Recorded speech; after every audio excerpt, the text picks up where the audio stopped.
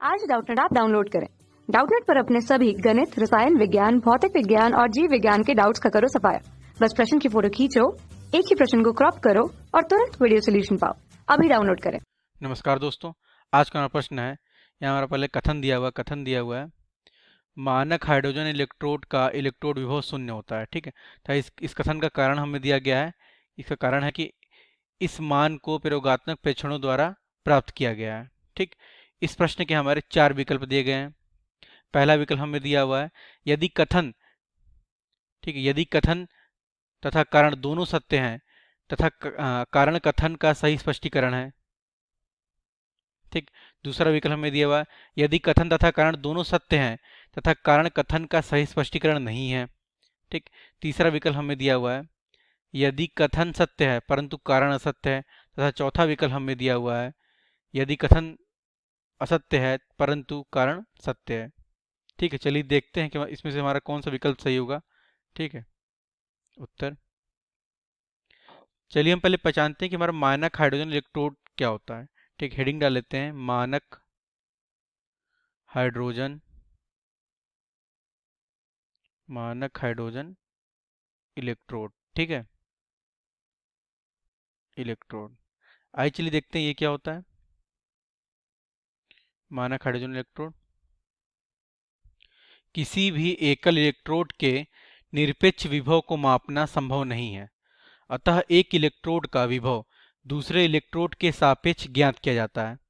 ठीक है, अर्थात हम कह सकते हैं कि कोई भी एक इलेक्ट्रोड है, ठीक है, उसका हम निरपेक्ष विभव नहीं मान सकते। केवल उसी एक इलेक्ट्रोड विभव का हम केवल एक इलेक्ट्रोड का विभव हम नहीं मान सकते, उसकी रेफरेंस हमें कुछ ना कोई इलेक्ट्रोड लेना पड़ेगा। ठीक है, मानक मान के तभी हम उसका इलेक्ट्रोड विभव ज्ञात कर सकते हैं। ठीक है, इसलिए सभी तत्वों के मानक इलेक्ट्रोड को एक स्टैंडर्ड यानी एक मानक माना के रूप में एक रेफरेंस लेने के लिए एक मानक हाइड्रोजन इलेक्ट्रोड लिया गया। ठीक है, जिसे हम मोलर हाइड्रोजन इलेक्ट्रोड भी कहते हैं। ठीक है, हमने क्या बोला,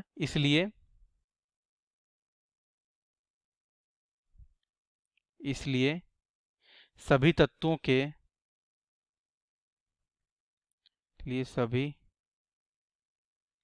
तत्वों के मानक इलेक्ट्रोड विभव तत्वों के मानक इलेक्ट्रोड विभव, ठीक है, मानक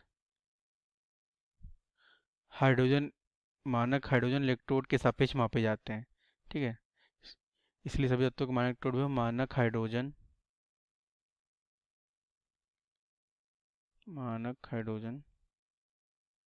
इलेक्ट्रोड के सापेक्ष मापे जाते हैं।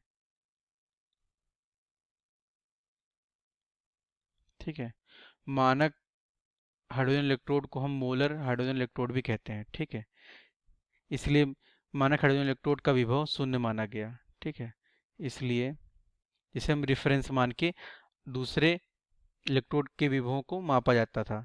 ठीक है, और मापा जाता है, इसलिए मानक हाइड्रोजन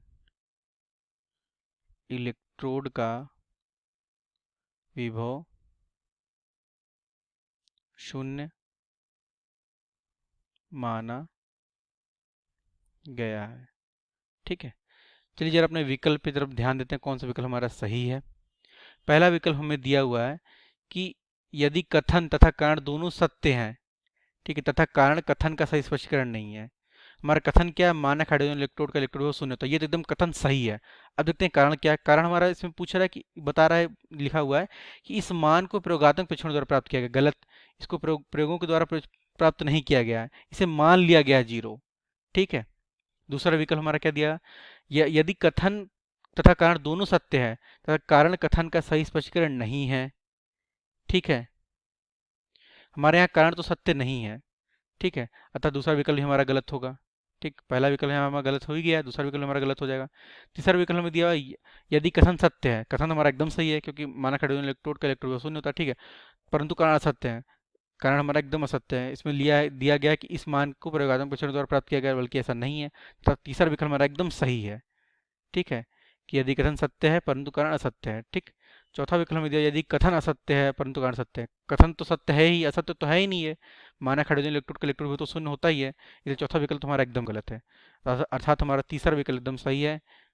ठीक है, यही हमारा एकदम सही हो जाएगा, यदि कथन सत्य है परंतु कारण असत्य है। ठीक, धन्यवाद। कक्षा 6 से 12वीं से लेकर नीट, IIT, JEE वो एडवांस के लेवल तक 1 करोड़ से ज्यादा छात्रों का भरोसा। आज ही डाउनलोड करें डाउटनेट ऐप या व्हाट्सएप करें अपने सारे डाउट्स 8400 400 400 पर।